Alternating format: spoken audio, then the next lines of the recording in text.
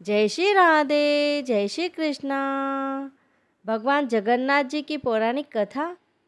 राजस्थान के कलावा जिले में जन्मे एक मासूम बच्ची की पुकार को भगवान अनसुना कैसे कर सकते थे।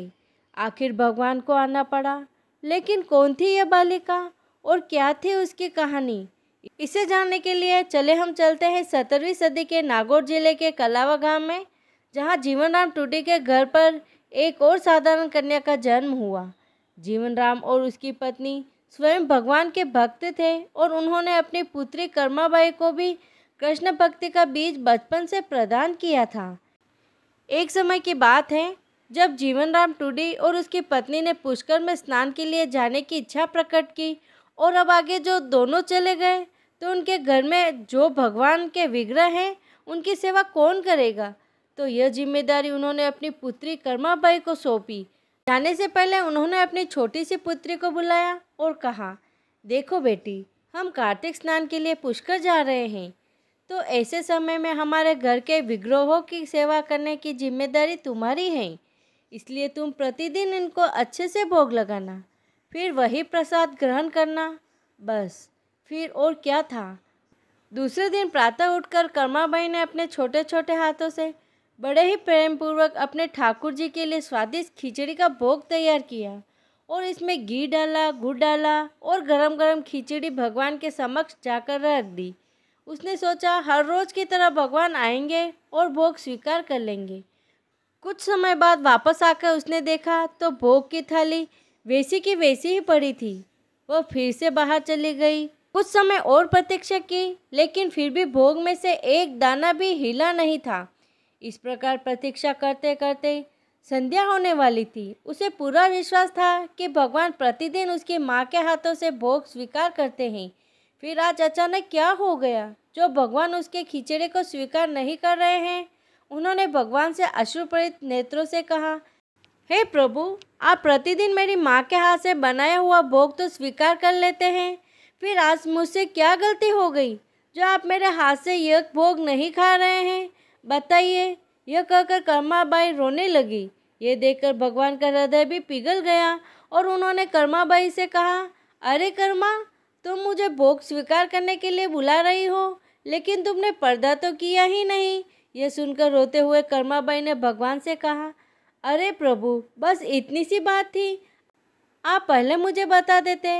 वैसे ही आप भी आज पूरा दिन भूखे रहे और मुझे भी रखा। आप भी ना। चलिए ये लीजिए, मैं पर्दा करती हूँ, अब आप आकर भोग स्वीकार कीजिए। यह कहकर कर्माबाई ने अपनी साड़ी के पल्लू से पर्दा किया और भगवान ने कर्माबाई की सारी खिचड़ी सपाचट कर दी। और बस फिर क्या था, यह रोज का नियम हो गया और कर्माबाई के हाथों की खिचड़ी खाने भगवान प्रतिदिन आने लगे। कुछ समय के बाद कर्माबाई के माता पिता तीर्थ यात्रा से वापस आए।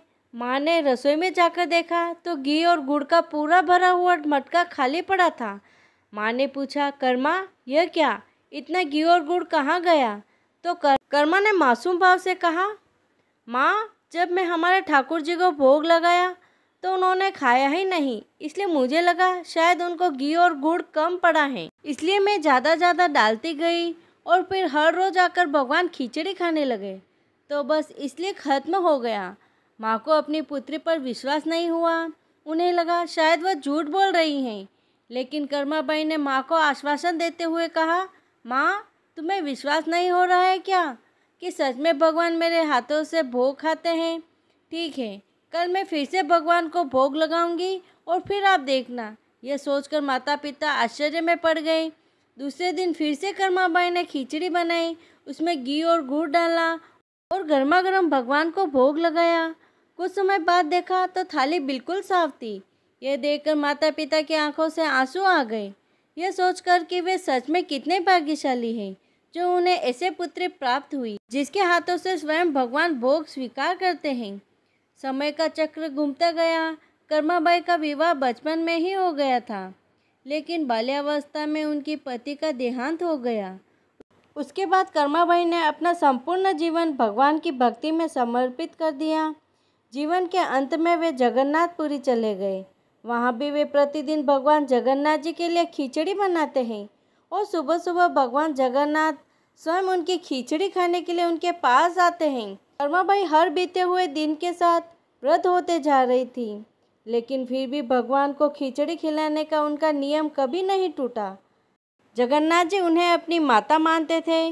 कभी कभी खिचड़ी का भोग लगाने में विलम्ब होता तो जगन्नाथ जी कर्माबाई से कहते, मैया जल्दी करो, मुझे भूख लगी है, इतनी प्रतीक्षा मत करवाओ, जल्दी से मुझे खिचड़ी दो। अब एक दिन ऐसा हुआ कि कर्माबाई के घर एक साधु आए। उन्होंने जब देखा कि व्रत कर्माबाई सुबह सुबह बिना स्नान किए ही भगवान के लिए भोग बनाते हैं और भगवान को अर्पित करते हैं, तो ये देखकर उनसे रहा नहीं गया। उन्होंने कर्माबाई को उपदेश दिया और प्रातःकाल में स्नान इत्यादि से स्वच्छ होकर रसोई धोकर ही भगवान के लिए भोग बनाने के कुछ नियम बता दिए। अब यह तो भोली भाली भगवान की भक्त कर्माबाई थी। उन्होंने तो साधु की बात मान ली और दूसरे दिन सारे नियमों का पालन करना प्रारंभ कर दिया। जब सुबह सुबह जगन्नाथ जी अपने नियत समय पर खिचड़ी खाने के लिए आए तो उन्होंने देखा मैया तो अभी स्नान कर रही हैं। उन्हें आश्चर्य हुआ कि आज उन्हें अचानक क्या हो गया। फिर भगवान वापस चले गए। थोड़ी देर बाद फिर आए तो देखा कि अभी मैया रसोई साफ कर रही है। फिर से उदास होकर भी वापस चले गए। इस प्रकार 2-3 बार वापस जाने के बाद आखिर में कर्माबाई ने उन्हें खिचड़ी का भोग लगाया और जगन्नाथ जी तो बैठ गए खिचड़ी खाने के लिए। मंदिर में भी पुजारी भोग के लिए घंटी बजती थी, इसलिए जगन्नाथ जी जल्दी से खिचड़ी खाकर हाथ और मुंह धोए बिना पहुंच गए मंदिर। अब जैसे ही वह मंदिर में गए तो पुजारी ने देखा, अरे भगवान, ये आपके मुंह पर खिचड़ी कहाँ से आई?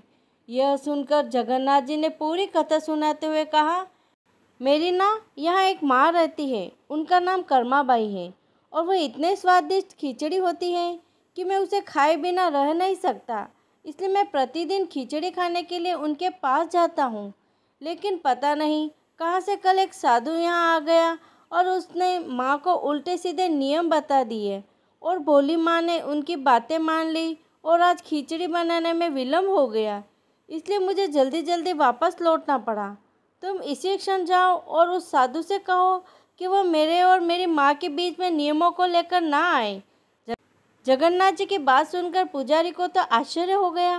वे उसी क्षण उस साधु के पास गए और सारा वृतांत कह सुनाया। कर्माबाई की शुद्ध भक्ति और प्रेम को देखकर साधु ने उनसे माफ़ी मांगी। हे माता, आप तो स्वयं भगवान के प्रिय हैं, इसलिए आप जैसे पहले भगवान के लिए भोग बनाते थे वैसे ही बनाया करें और मुझे क्षमा कर दीजिए। जगन्नाथ जी कर्माबाई की खिचड़ी खाने उसके पास जाते रहे। कुछ समय बाद कर्माबाई ने अपना भौतिक देह त्याग दिया। उसके विरह में जगन्नाथ जी उस दिन बहुत रोए और उन्होंने उस दिन भोग भी स्वीकार नहीं किया। यह बात राजा तक पहुंच गई। राजा ने भगवान से प्रार्थना करते हुए कहा, हे प्रभु, इतना कष्ट किस लिए? जगन्नाथ जी ने कहा, मेरी माँ मुझे छोड़कर चली गई है। वह प्रतिदिन मेरे लिए खिचड़ी बनाती थी। अब उनके बिना मैं क्या करूँगा? अपने भक्तों के प्रति भगवान का इतना प्रेम देखकर राजा की आंखों में आंसू आ गए। उस दिन से लेकर आज तक जगन्नाथ जी को प्रातःकाल में सबसे पहले खिचड़ी का भोग लगाया जाता है और उसके समक्ष बोला जाता है कि यह कर्माबाई की खिचड़ी है। हे प्रभु, इसको स्वीकार करें। भक्त और भगवान के बीच इस दिव्य आदान प्रदान की कथा ने मेरे हृदय को स्पर्श कर लिया है।